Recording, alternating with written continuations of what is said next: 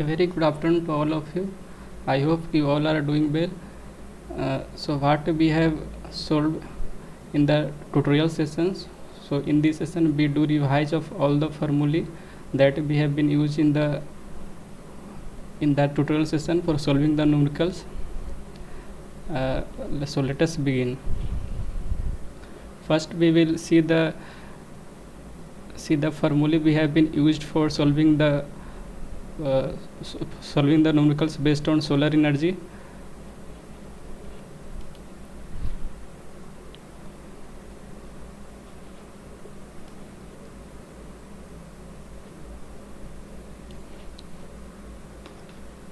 So we saw some question based on the fill factor module efficiency of solar cell.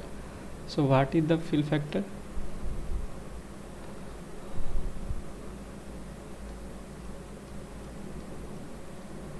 Fill factor tells about the goodness of solar cell, how bad or how good a solar cell is.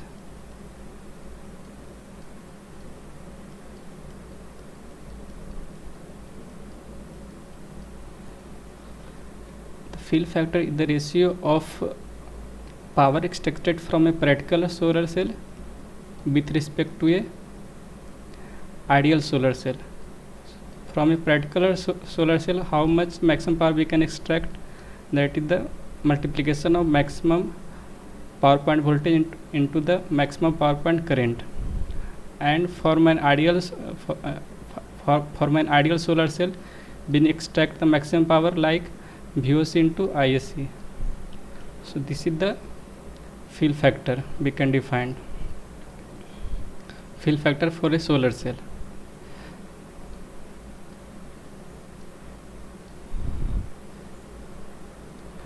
And for finding the PV module efficiency, we can write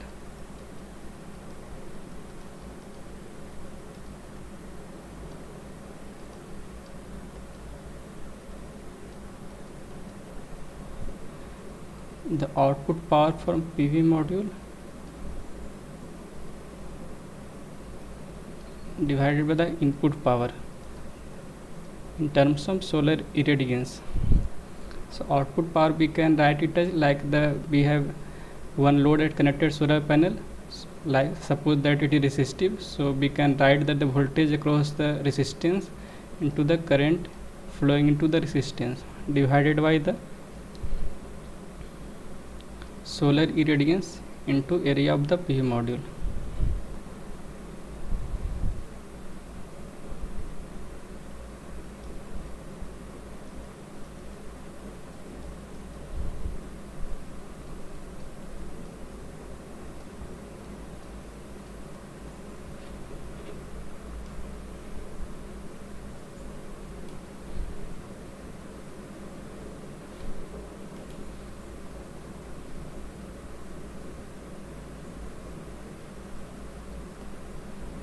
Solar irradiance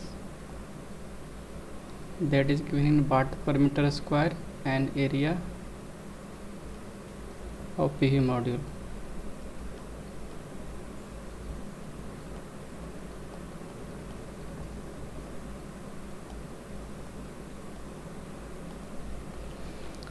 And suppose if you need to find out the number of solar panels required to satisfy a given load, then how you will calculate?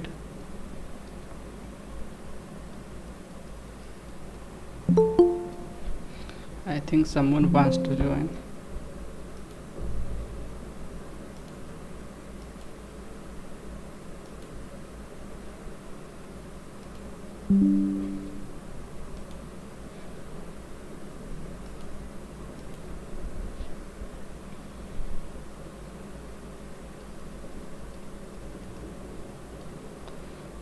Number of solar panels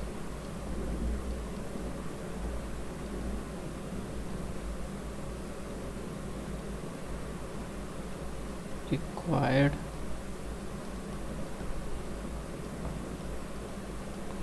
to satisfy a given load.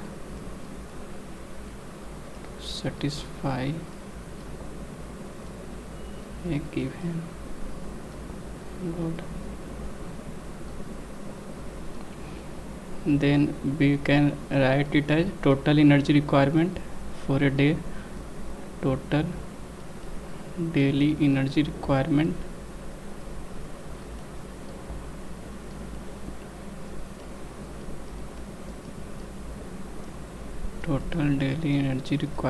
divided by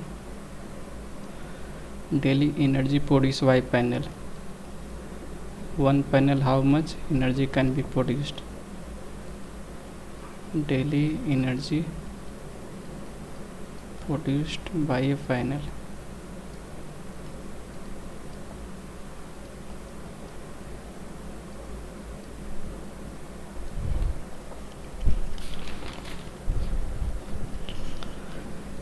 And this also question based on the equivalent short circuit current and equivalent open circuit voltage if we have two non-identical PV modules connected in parallel or in series. Suppose if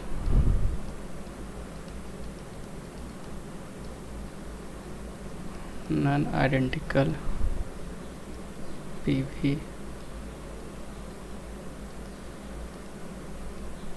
modules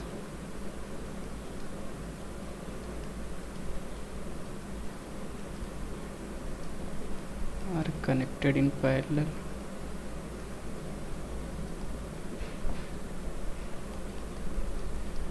so equivalent short circuit current will be for two non-identical PV modules. We can write it as short circuit current for first PV module plus short circuit current for second PV module, and equivalent open circuit voltage we can write VOC1 plus VOC2 divided by 2, and just in the case of series it will be reversed.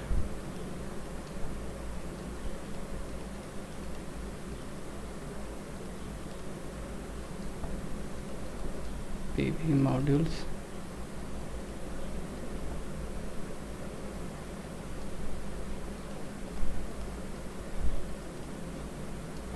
are connected in series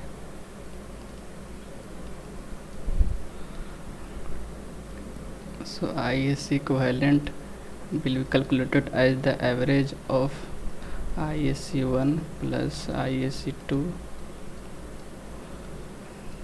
divided by 2, and VOC equivalent will be sum up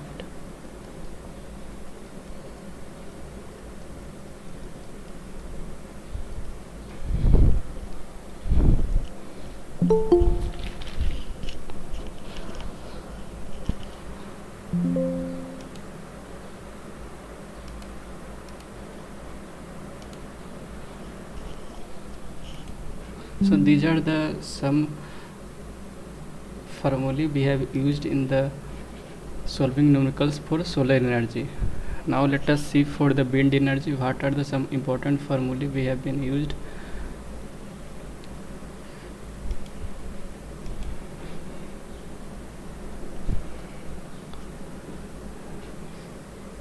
We saw question based on the estimation of wind speed at a height h. For that we can write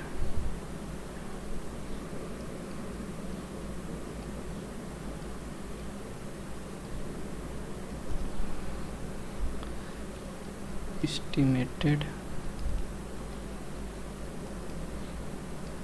wind speed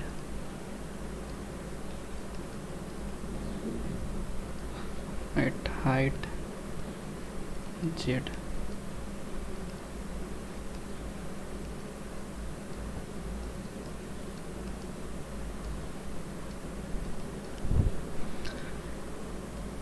UZ is equal to UH Z divided by H to the power A.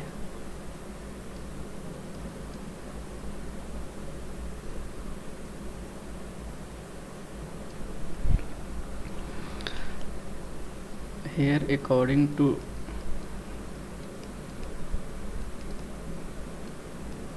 WMO, World Meteorological Organization,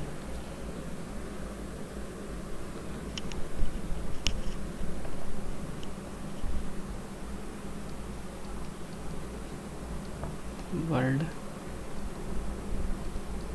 Meteorological Organization,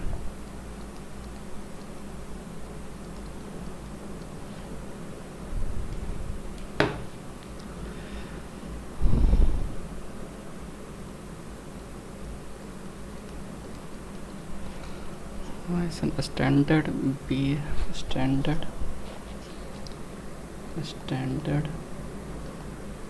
wind speed UH,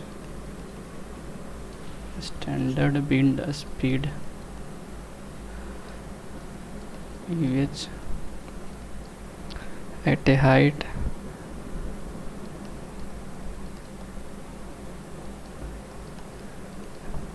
H is generally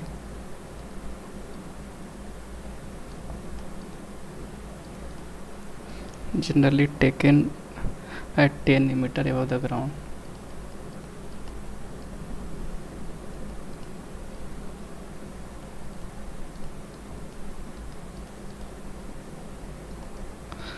And this A depends on the surface roughness and range of height being covered.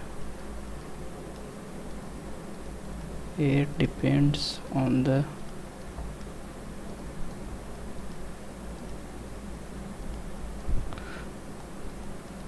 surface roughness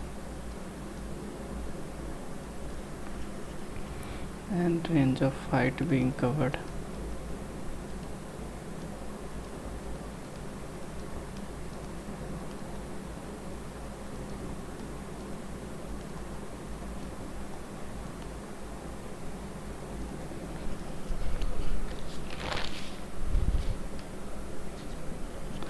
And further we saw some question based on the estimation of wind energy at a site. For that, some of the important terms we can write: estimation of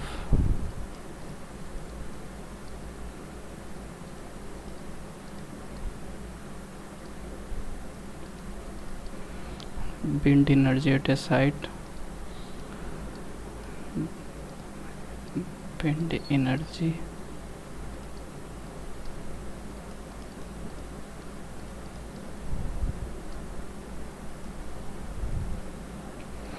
for that. First we have mass flow,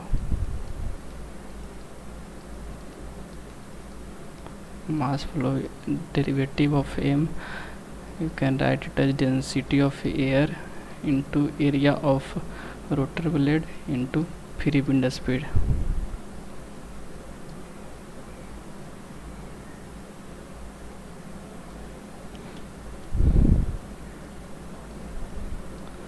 Rho is air density,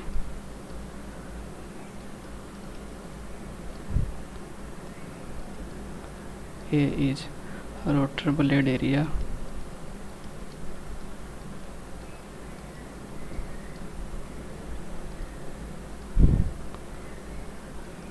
U is speed of free wind.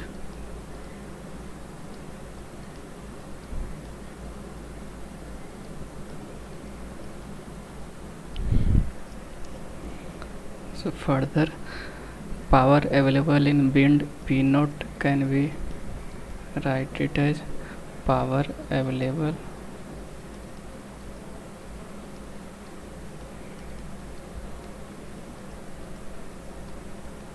in free wind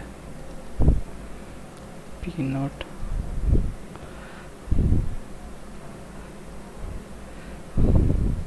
naught is equal to half mass flow into unit square.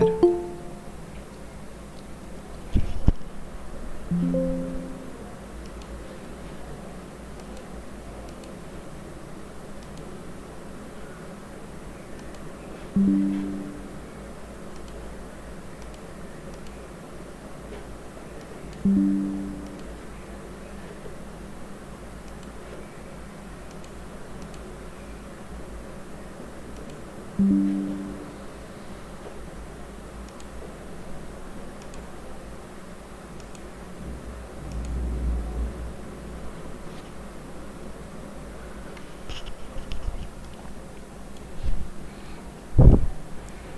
naught power available in free wind is write it as half of m dot u naught square. M dot will be rho a u naught whole square, that will be half into rho rotor blade area A into speed of free wind q. So this is the power available in free wind. This you should keep in mind.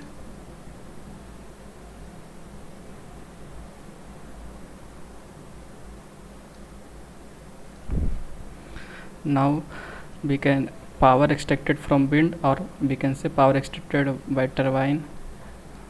There will be power coefficient terms comes in power extracted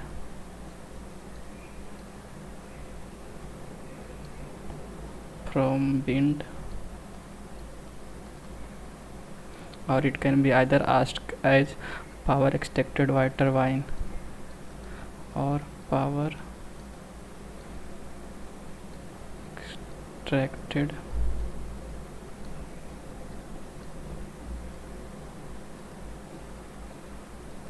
by turbine is equal to Pt to Cp into P naught.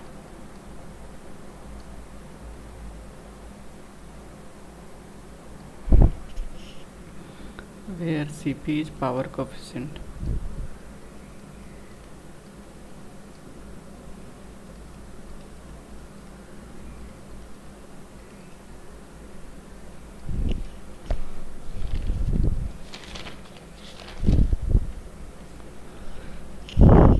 Now if we have generator integrated, so that we can find out the combined gear generator efficiency. For that we can write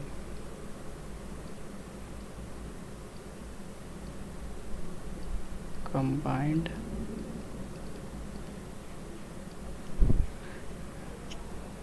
gear generator efficiency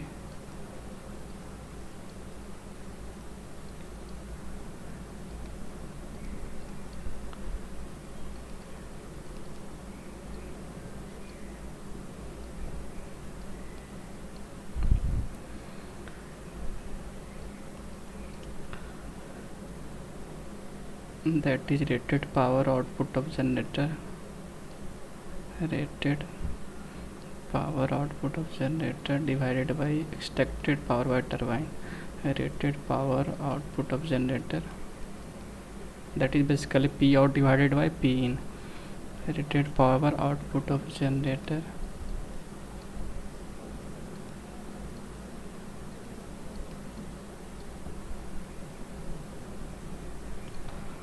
power extracted by turbine,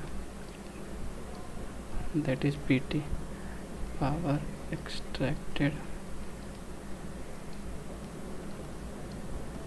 by turbine.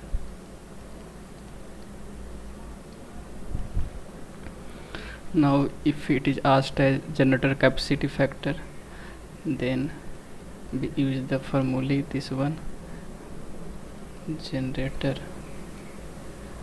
capacity factor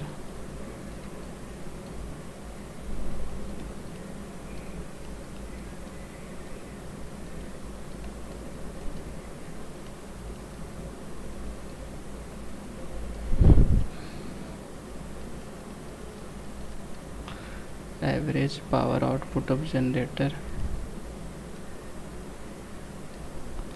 average power output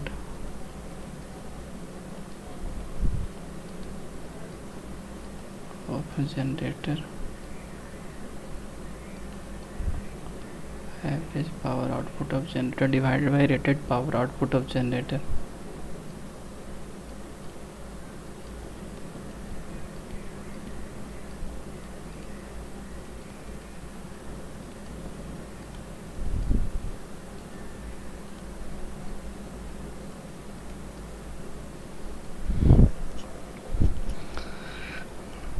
Now finally we may need to calculate the electrical power output.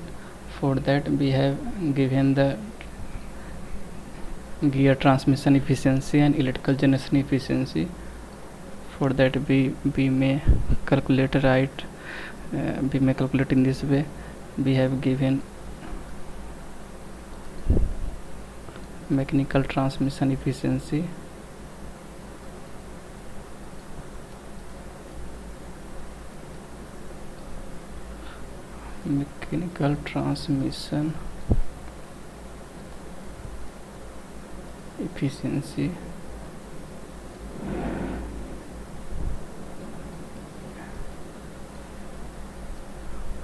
or in other way it is also the same thing.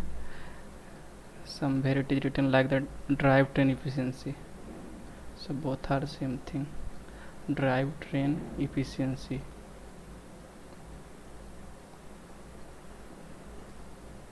Both have the same meaning, drivetrain efficiency. And other thing we have given is that electrical generation efficiency.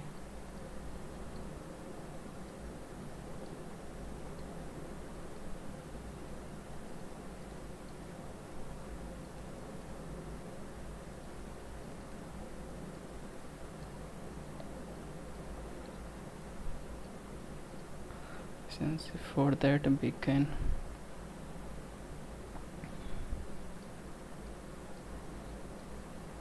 calculate the final electrical power output from the wind turbine. Electrical power output would be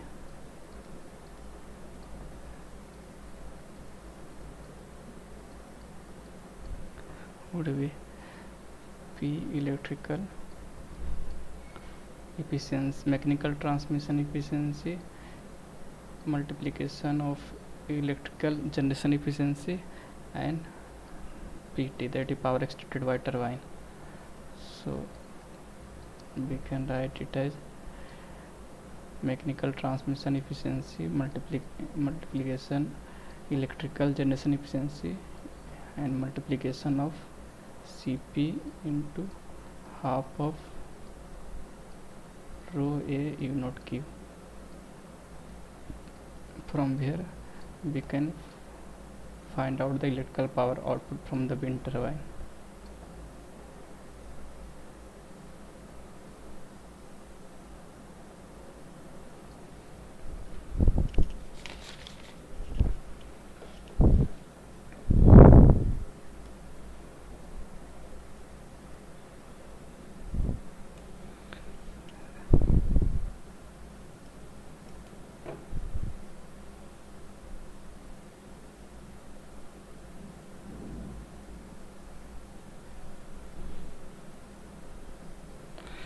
And we may have seen the question based on the tip speed ratio. So for that we know that tip speed ratio is lambda is equal to R omega divided by U naught.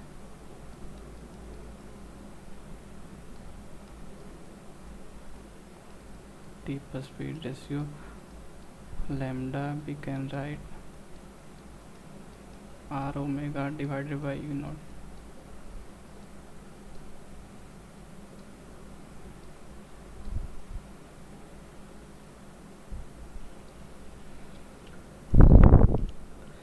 Where R is rotor radius,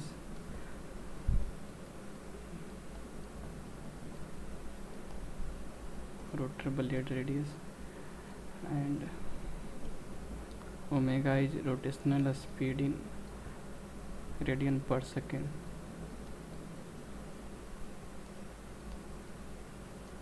Rotational speed in radian per second.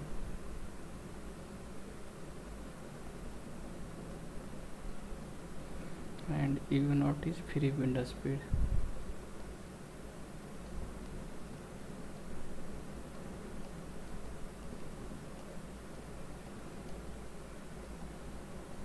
Generally we may see the question for finding out the rotational speed in RPM. So Therefore you can write omega as 2 pi n divided by 60. From there you can find out the n, and that is rotational speed of rotor in rpm.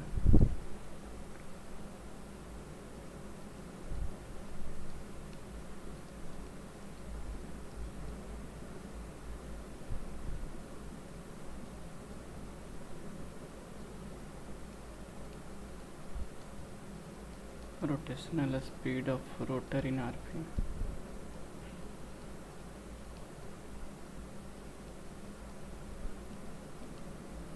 So these things you should keep in mind for the bend energy, from by you can solve the numericals based on that.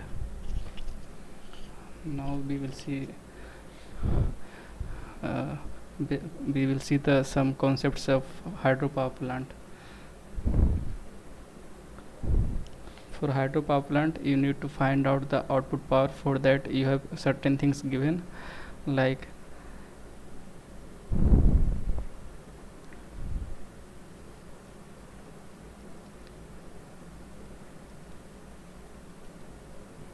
you have G gravitational constant given as 9.8 per meter second square.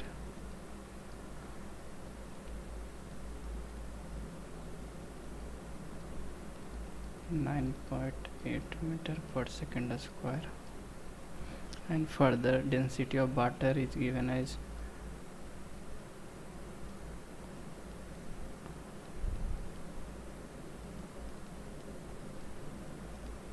density of water is given as 1000 kg per meter cube.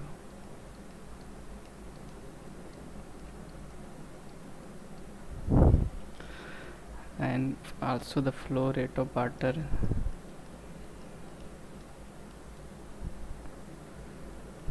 you need to calculate the means how much electrical power we get from the potential energy that a dam has, that water has been kept at a height h.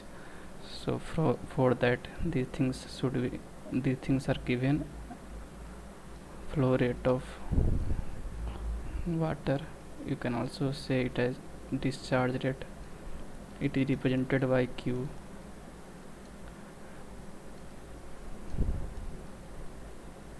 Discharge rate Q.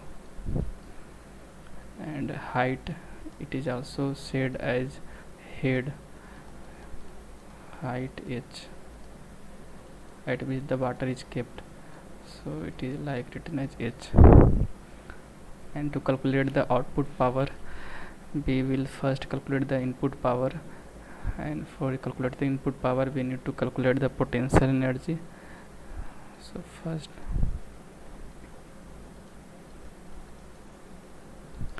calculate potential energy mgh.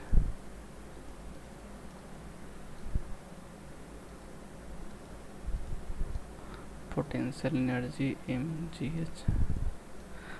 Now then we can write the input power.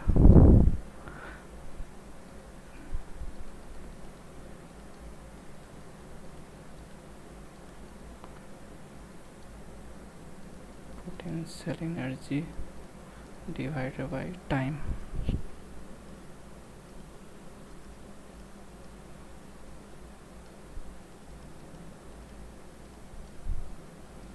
Potential energy is mght.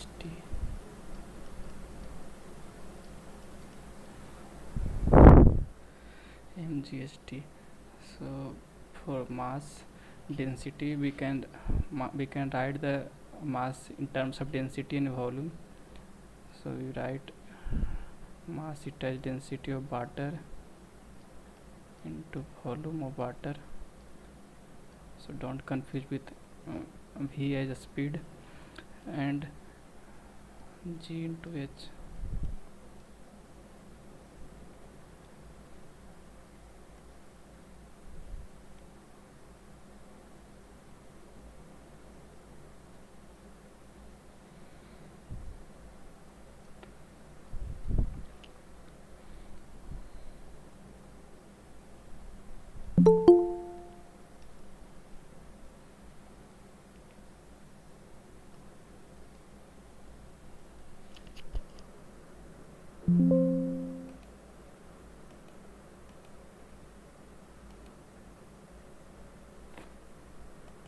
So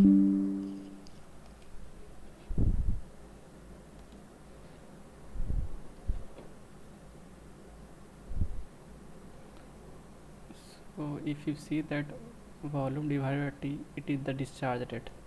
So we can write it as density of water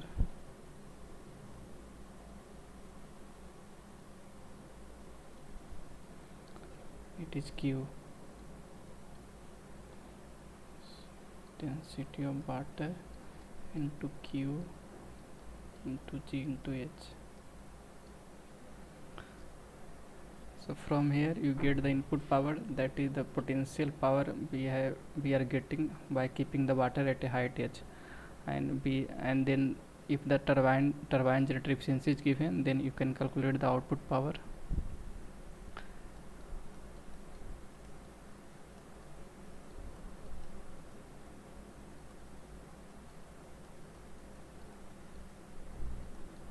Output power is N into Pi.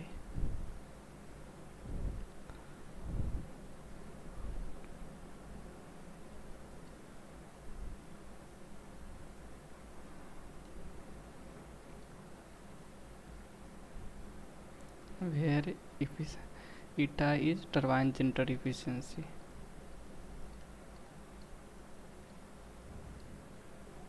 Turbine generator efficiency.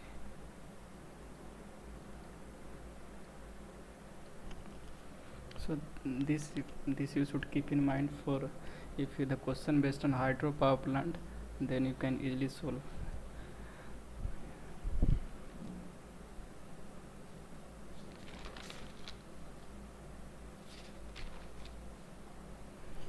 And we have also seen questions based on CO2 footprint estimation.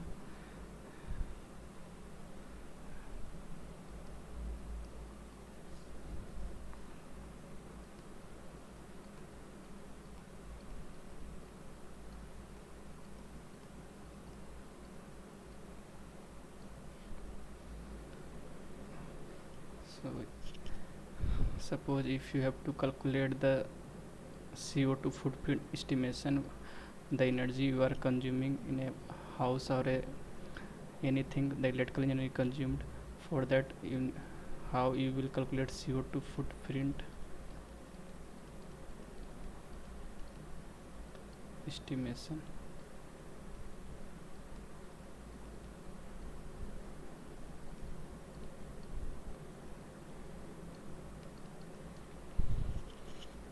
It has a simple formula. Carbon footprint, you can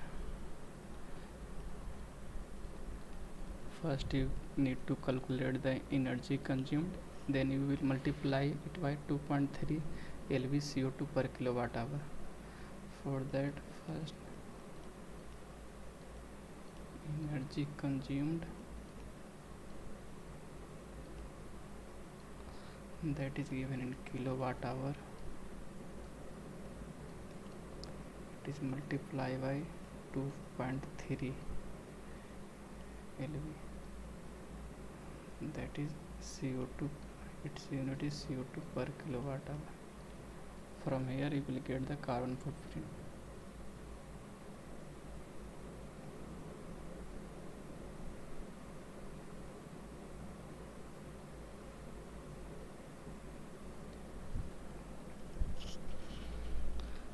LV is abbreviation of pound, it is a unit of mass or weight. So you can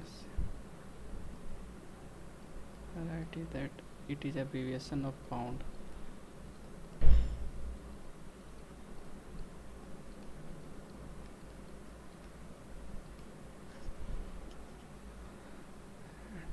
So it is, we can say it as unit of mass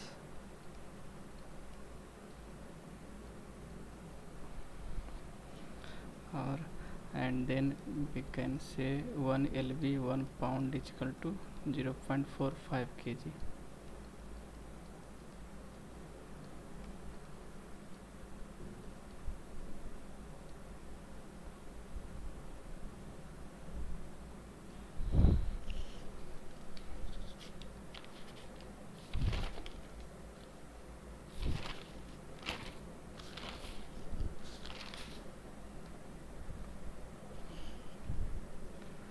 Then further we have seen question based on the load factor. For that we know that load factor is average load divided by peak load.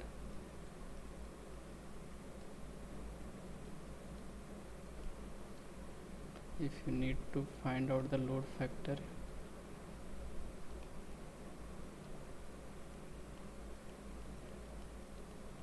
then it is the ratio of average load divided by peak load.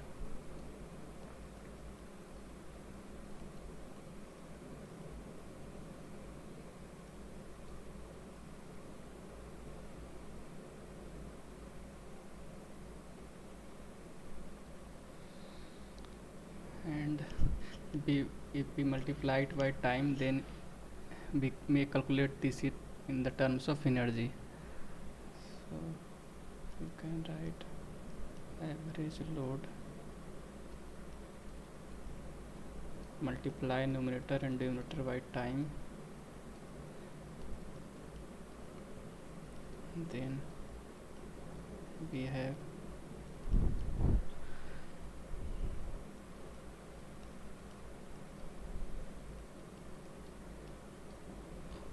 load factor as energy served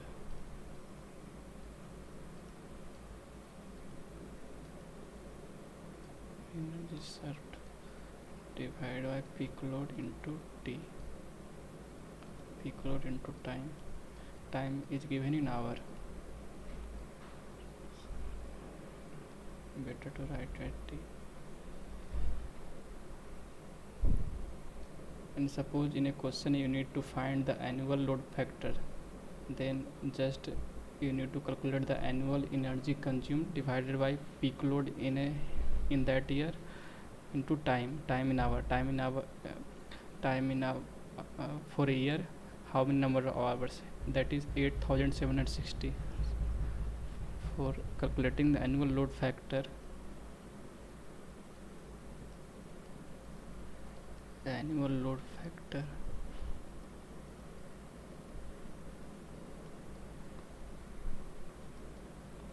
total annual energy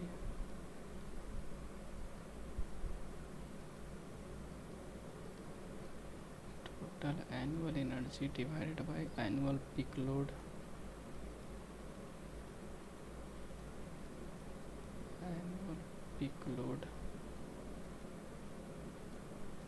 into 8760 hours. So from here you can calculate the annual load factor.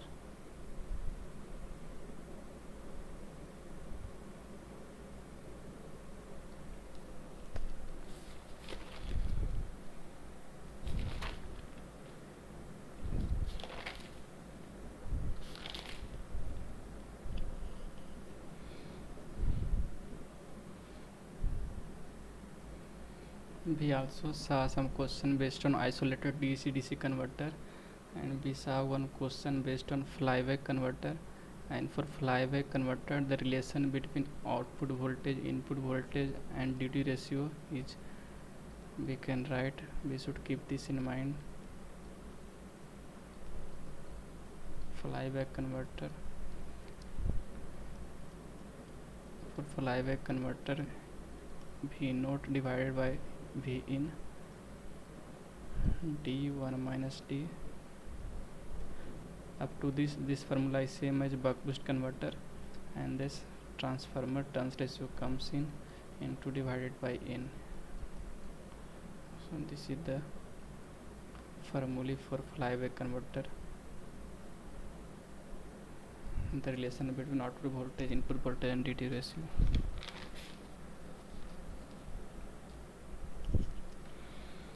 And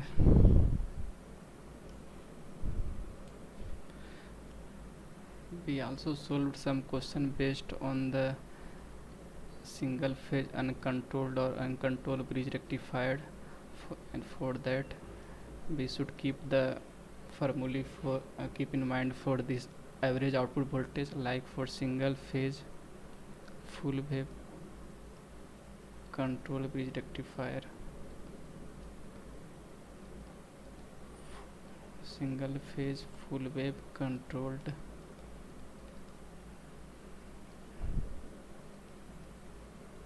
bridge rectifier.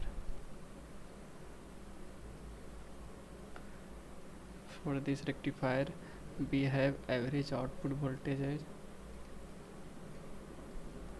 2 into Vm divided by pi cos alpha.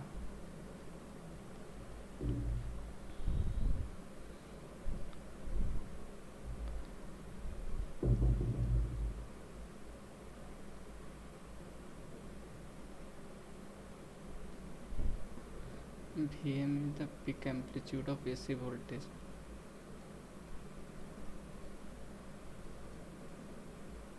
Peak amplitude of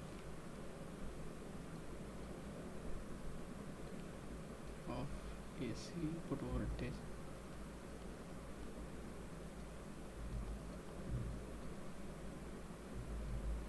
And alpha is the firing angle.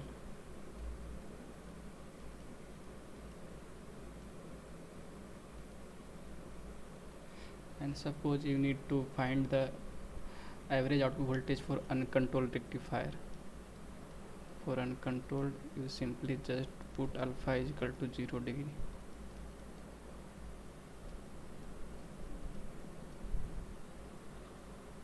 Then you write V naught average as 2 Vm by pi. And for 3 phase full wave control vector rectifier,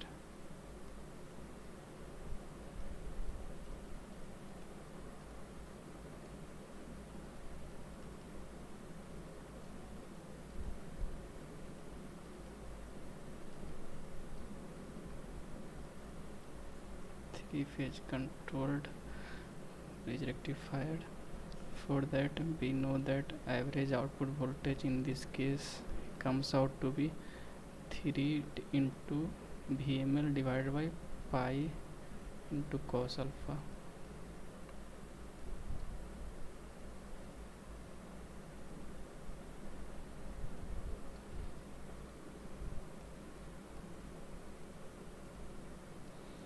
VML is the maximum amplitude of line to line voltage.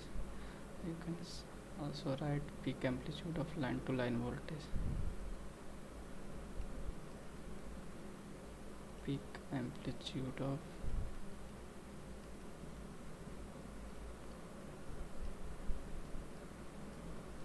AC line to line voltage.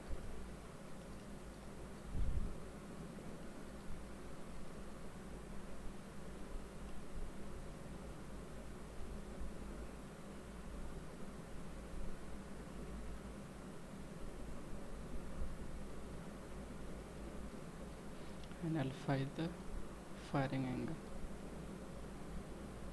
Similarly here you can also find the for uncontrolled bridge rectifier, put alpha as 0 degree, then you will get V naught average as 3 VML divided by pi. Firing angle.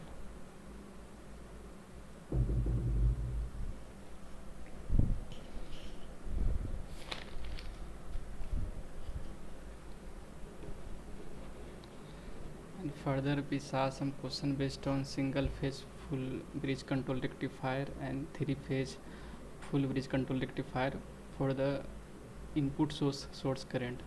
There we need to find out the TSD and distortion factor. For that we need to first calculate this Fourier series expansion of source current.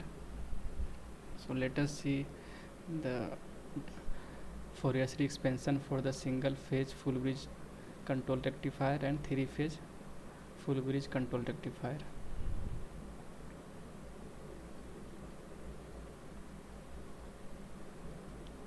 Single phase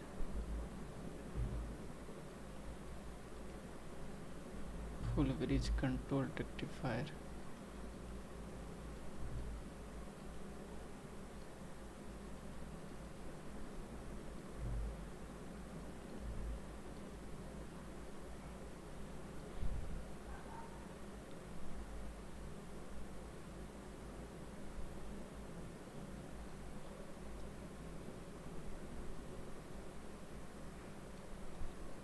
another side we have 3-phase full bridge control rectifier. 3-phase full bridge controlled rectifier.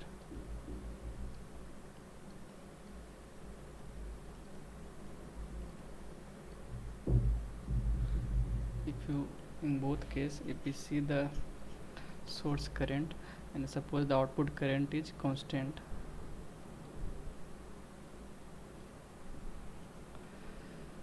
make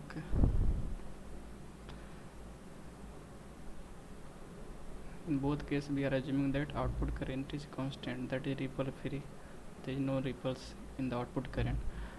We get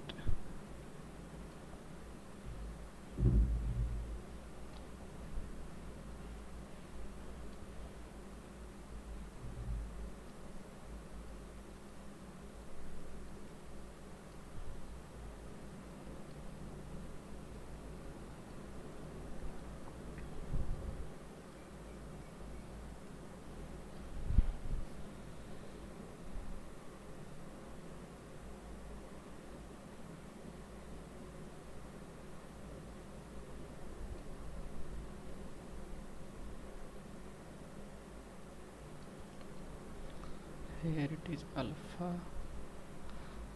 pi plus alpha, and here it is 2 pi plus alpha, and output voltage we assumed as I naught, so at the input side we have this I naught minus I naught. Similarly for 3-phase full bridge rectifier, each phase or each supply will conduct for 240 degree, so accordingly you will make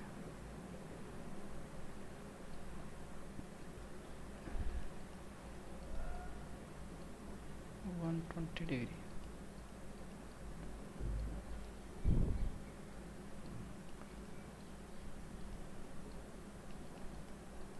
Each phase or each supply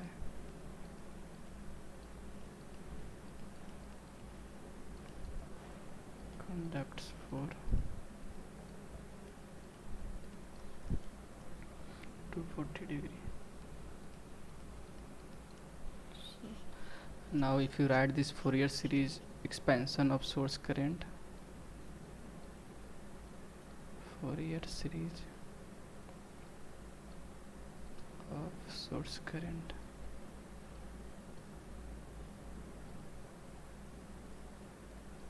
then it is, if we find out, then it comes out to be only odd harmonics term will be present, so n is equal to 135 up to infinity 4 I naught divided by n pi sine n omega naught t. And here in 3-phase case,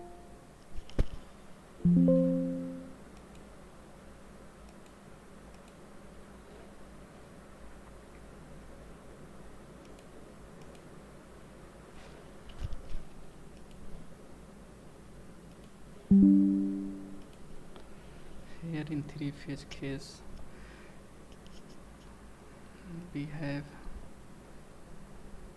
n is equal to 6k plus minus 1 to infinity.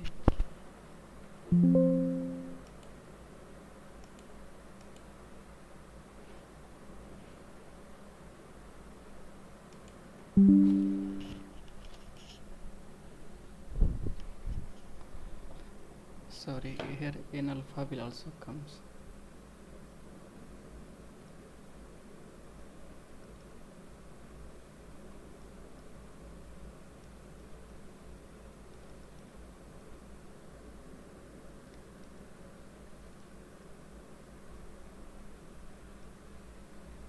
So it is n alpha.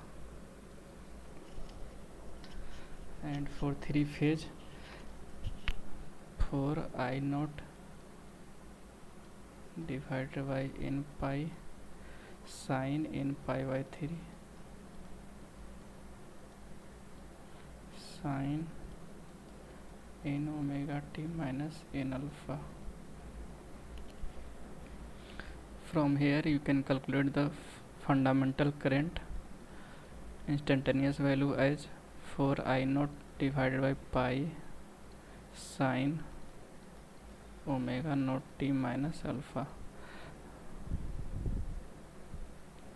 and for 3 phase you get a fundamental component of source current 4 I naught sine pi by 3, 4 I naught divided by pi sine pi by 3 sine omega t minus alpha. Now so fundamental displacement factor, how much it comes? Fundamental displacement cos alpha. If you compare with the fundamental source current and the input voltage, then the phase difference is alpha, so you can write fundamental displacement factor as cos alpha, and here it is the same, cos alpha. If you compare the source current with the phase with the source voltage, it comes out with cos alpha. Now you need to find out the distortion factor. Distortion factor, it is the ratio of fundamental source current, RMS value of fundamental source current divided by total RMS value of source current. If you calculate this, then it comes out to be 2 root 2 divided by, you can write 0.9, and then from further you can calculate THD. THD is 1 divided by G square minus 1.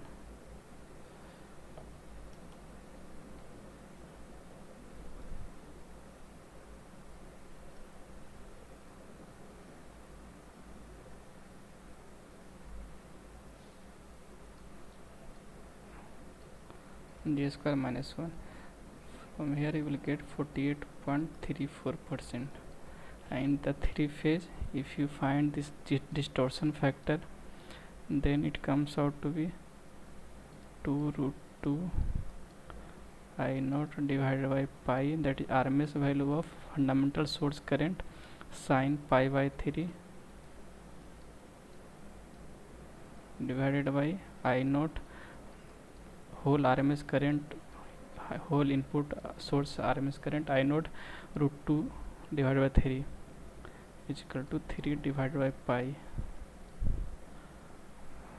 Therefore THD comes out to be 1 divided by G square minus 1.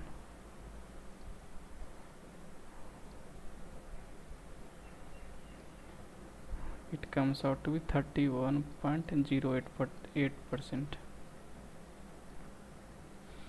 If they asked about the input power factor, then you can simply write as G into fundamental displacement factor in both cases. And for 3 phase case, you will get, we have distortion factor as 3 into pi and fundamental distortion factor cos alpha. Is there any doubt till this point? If you have any doubt, then you can ask.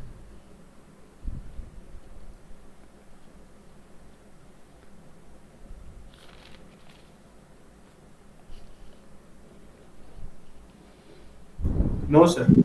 Okay, so let us see this. We have also solved the some problems on non-isolated DC-DC converter.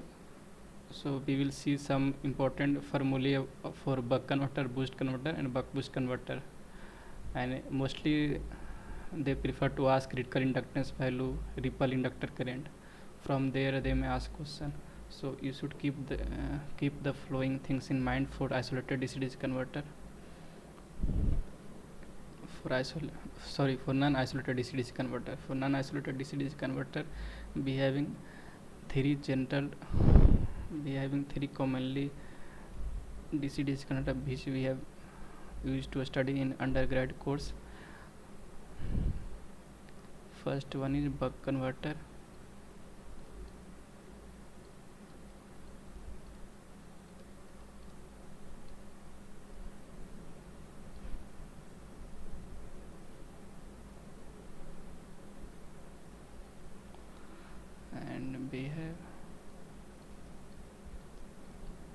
boost converter.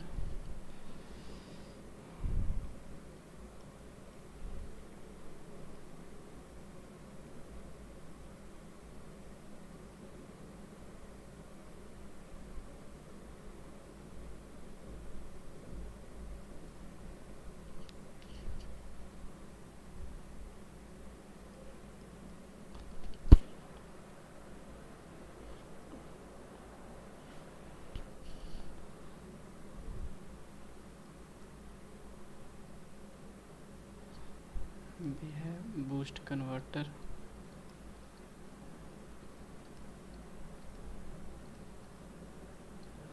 and then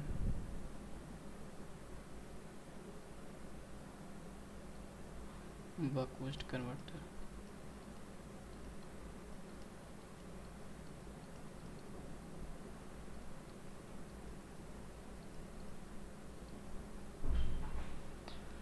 First make the block diagram for these converters. For buck converters we have like this. We have switch at the input, then diode, and we have inductor and capacitor, and here load is connected.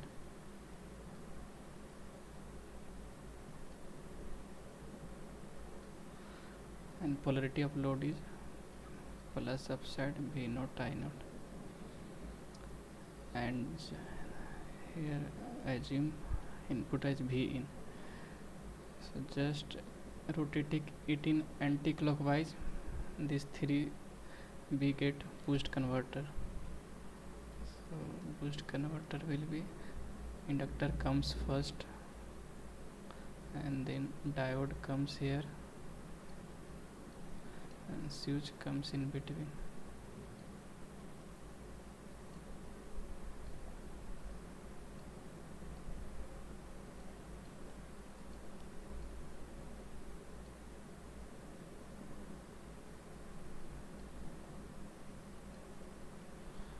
And the polarity is same, V in. Now for buck boost converter, just we need to interchange these two one in buck converter. L comes here and diode will come stop. So you can make the block diagram of buck boost converter right like this. Switch will be all same, and then inductor comes in between, and diode here, the diode will be like this connected, and we have capacitor at the output. Here it is also capacitor.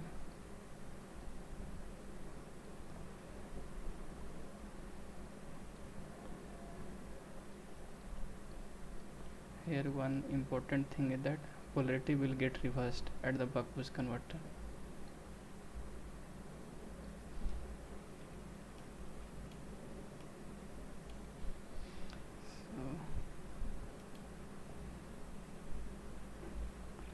Plus will be downside and V naught.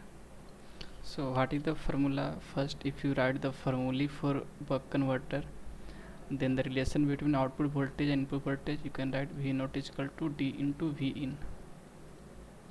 This is the first important formula. And for buck boost converter, that is V naught is equal to V in divided by 1 minus D. And then for buck boost converter, V naught is equal to D 1 minus D V in. And suppose you need to find this average value of inductor current. So I am writing average value of inductor current, IL is equal to I naught. Capital denotes that it is the average value. Similarly for this boost converter, IL average we can write I naught divided by 1 minus D. First you need to find out the average output voltage. So in all the figure it is I naught average value.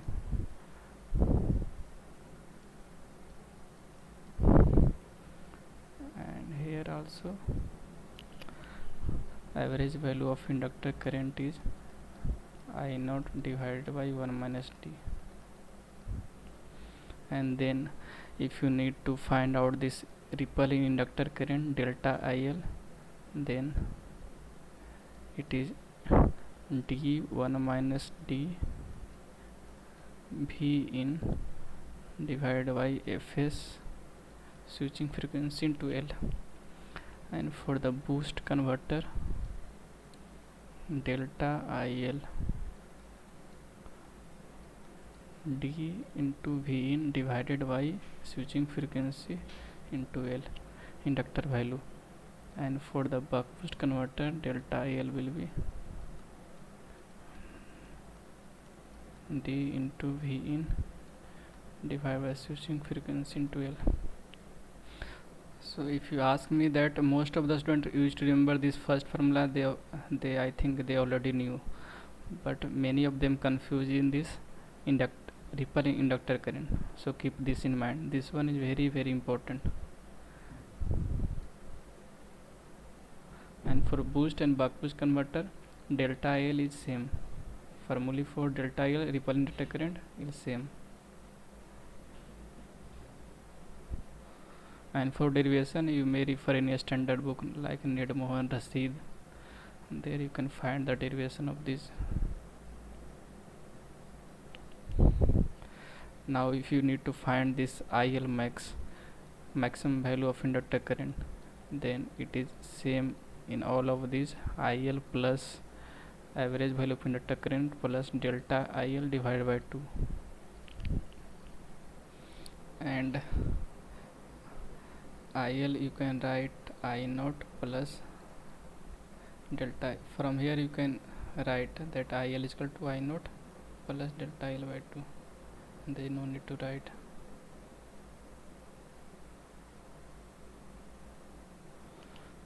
So here the same thing we can write IL max is IL plus delta IL divided by 2.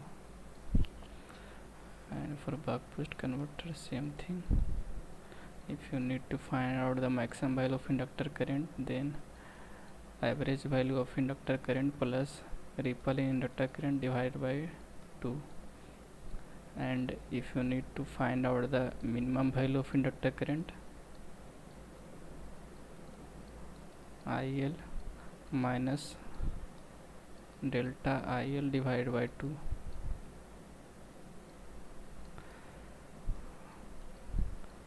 IL minimum is equal to IL minus delta IL divided by 2. IL minimum is equal to IL minus delta IL divided by 2. If you put this value of IL, then you get I naught divided by 1 minus d plus delta IL divided by 2. Delta IL you can also put the value here, the same thing, I naught 1 minus d minus delta IL divided by 2. And suppose if you need to find out the boundary condition, then you have to put this IL minimum as 0 to get the boundary condition. And if you need to find out the critical inductance value, the minimum inductor value for which the inductor current is just continuous, for that you need to put IL minimum is equal to 0. What is the critical inductance? The minimum value of inductor for which the inductor current is just continuous. These formulae all are based on the continuous conduction mode. For to find out the LC, I just means if you know all these up till 5 number formula, then you can easily find the LC value, critical inductance value. For that you need to first put IL minimum is equal to 0, From there you will get IL is equal to delta IL divided by 2. You can write is IL is equal to I naught, and delta you already know that D1 minus D V in divided by Fs LC. So from here you can find the critical inductance value. Similarly, for boost converter, put IL minimum is equal to 0, then you will get IL is equal to delta IL divided by 2. IL we have I naught divided by 1 minus D, and delta here I missed 2, so dV in divided by 2 into switching frequency LC. From there you can easily find out the critical inductance value. Similarly for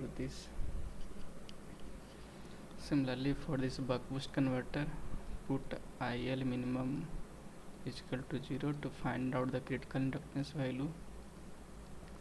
For that, IL is equal to delta IL divided by 2. From there put IL is equal to I naught divided by 1 minus D. For finding out the I naught, they may give output power, they may give output voltage and resistance. So accordingly you will able to calculate this I naught value. So delta IL dV in divided by 2 into switching frequency LC. From there you can easily find this critical inductance value.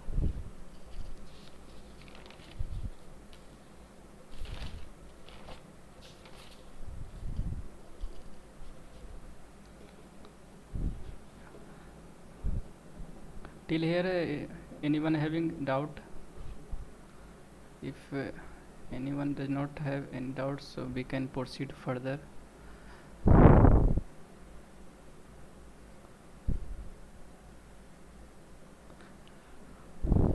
We also saw some question based on the half bridge inverter, full bridge inverter, and from there generally they asked about this Fourier series expansion of output voltage for the single phase half bridge inverter and single phase full bridge inverter.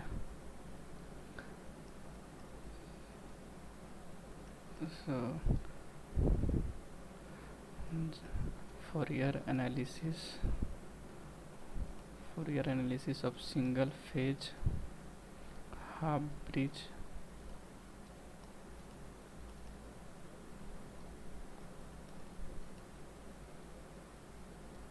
inverter output voltage.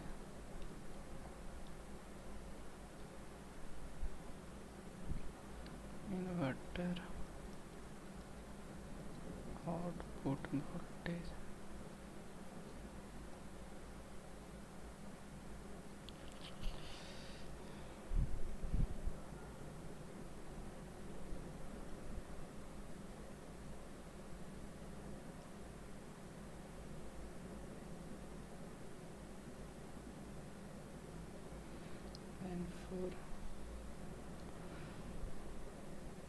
And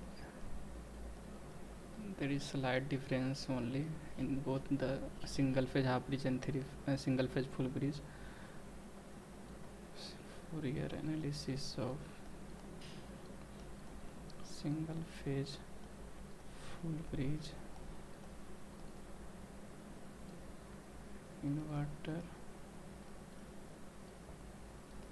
output voltage.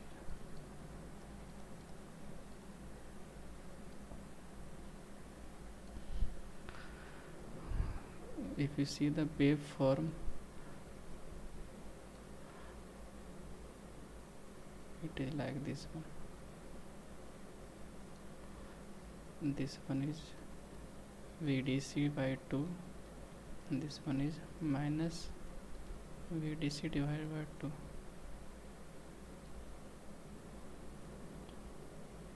And this one is V naught T. And for full bridge, single phase full bridge, this input voltage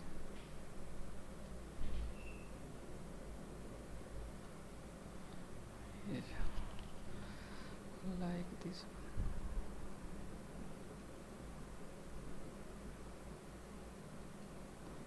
This one is VDC minus VDC.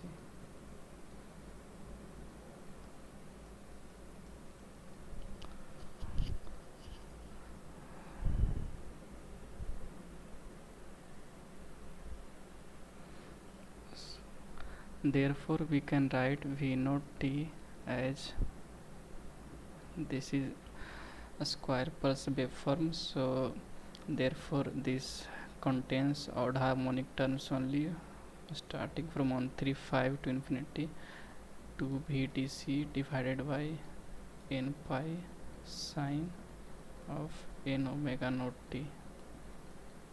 And for full bridge, just it becomes double.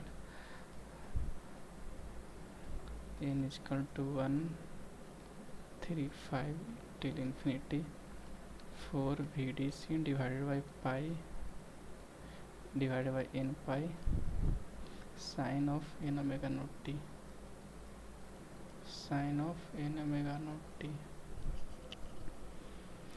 And for this you can easily calculate the RMS output voltage and fundamental value of fundamental RMS output voltage, and you can also find out the distortion factor THD easily by knowing this Fourier analysis of the inverter output voltage.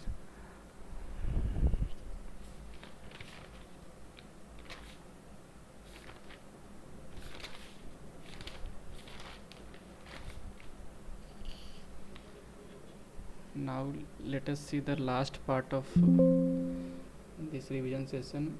Like we have saw the many questions based on the power system stability.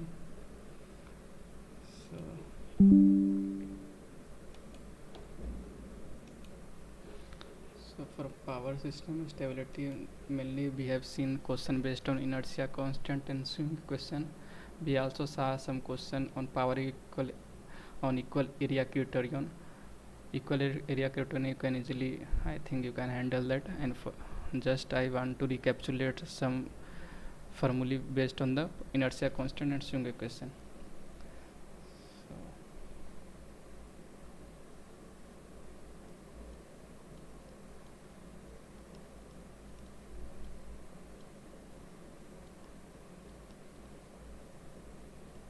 Inertia constant and swing equation.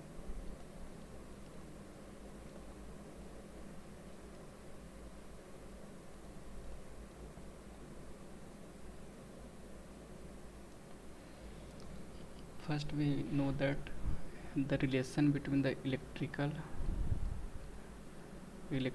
angle and mechanical angle. What is the relation? Electrical angle is equal to P divided by 2 into mechanical angle. This will be used further, so this is very important, so keep this in mind. Electrical angle is equal to number of poles divided by 2 into mechanical angle. Now suppose if you need to write the rotor kinetic energy at synchronous speed.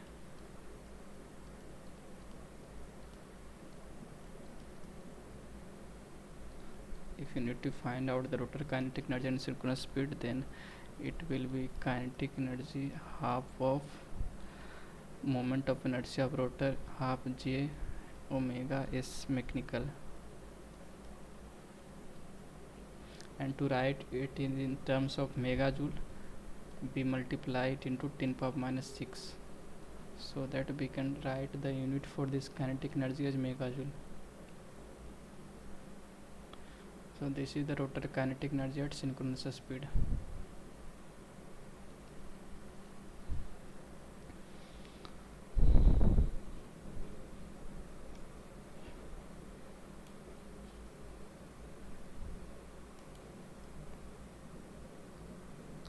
Here you can write J as moment of inertia of rotor, and its unit will be kg meter square, mass into radius square. So that will the unit of moment of inertia for rotor. And omega is mechanical, omega is synchronous speed in mechanical radian per second, synchronous speed of rotor in mechanical radian per second.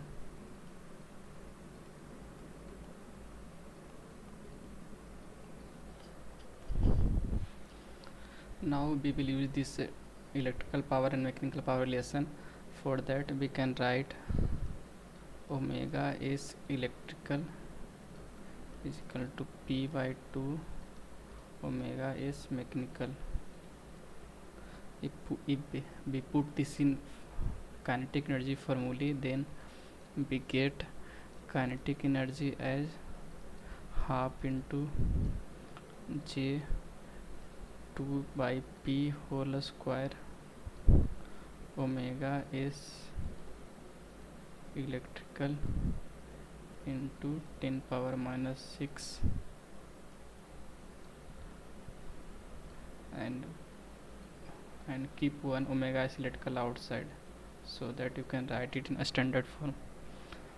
So we can write this kinetic energy as half of omega is electrical. So this omega we can define as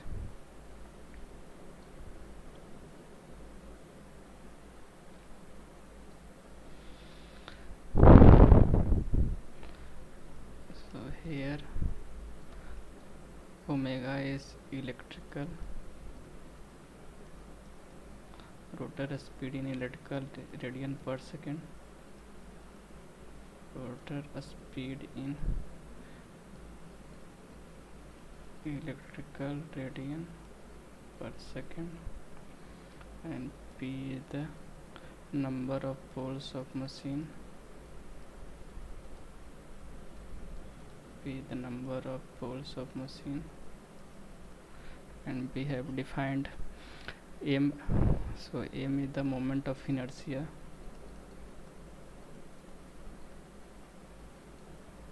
moment of inertia in millijoules second per electrical radian.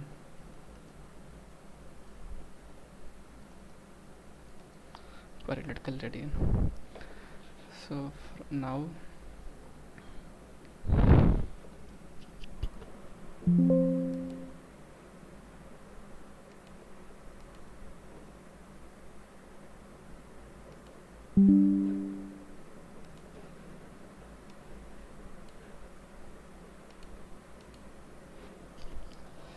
we can define the just last one slide we will have, then we will finish our revision session. Now we can define inertia constant as GH is equal to kinetic energy as half of M, omega is electrical. So this is the inertia constant H. From here we can find the inertia constant H, where G is the 3-phase MVA rating,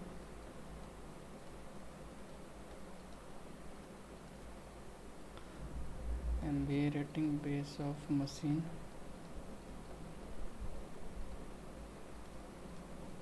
and H is inertia constant,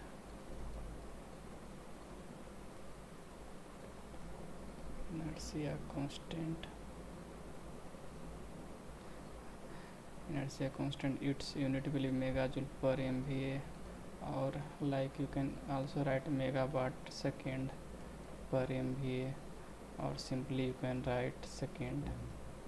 So all the units of inertia constant. And further you can also just keep in mind this swing equation. From here you can find the rotor acceleration. So what we know the swing equation? Swing equation is the oscillating power, that is Pm minus P is equal to Gh divided by 180 degree F d square delta divided by dt square. So this is the swing equation, and we can also write in m alpha.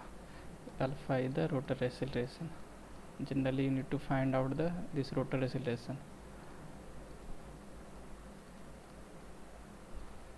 Now suppose you need to find out the equivalent inertia constant, and where machines running coherently, like machine swinging in unison coherently, machine swinging in unison coherently, and you need to find out this equivalent, H equivalent. Then H equivalent, how you can find? G1 machine, H1 machine, G1 into H1 plus G2 into H2 divided by G base. From there G system you can also write the system or G base. From there you can find the equivalent inertia constant for two machines running coherently, G1 H1. Simply you can write G1 H1 plus G2 H2 divided by G base or G system, both having same thing. Now last formula you should keep in mind from power system stability, that you may need to find this natural frequency oscillation, natural frequency of oscillations of system, natural frequency of oscillation of system. What is the? We know that omega n is equal to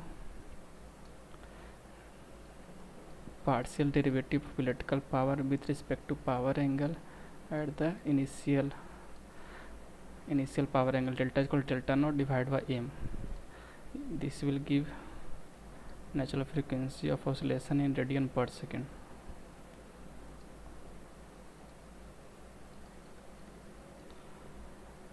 If they may ask into hertz, then you just divided omega n divided by 2 pi, so you will get natural frequency oscillation in hertz.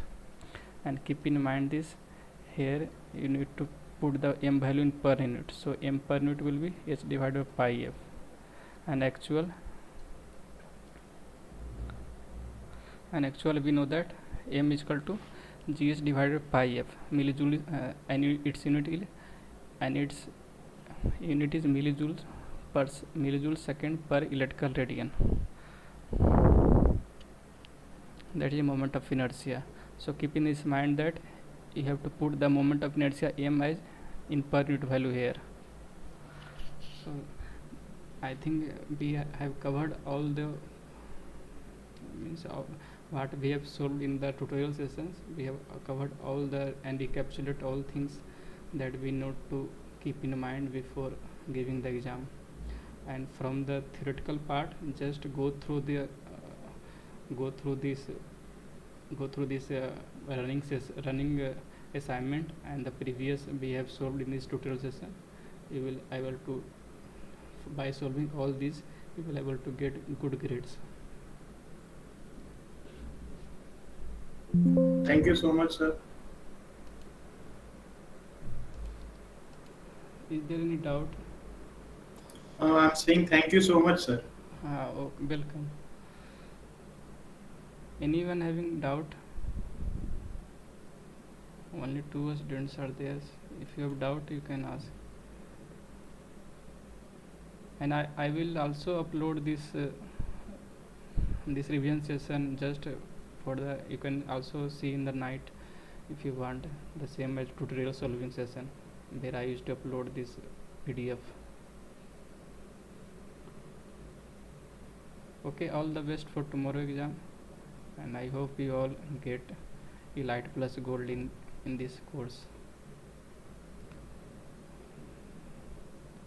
If anyone having no doubt, then I am closing this session. Once again, thank you. Okay, Pamela and Lokeshwar Reddy, thanks for joining. Okay, bye.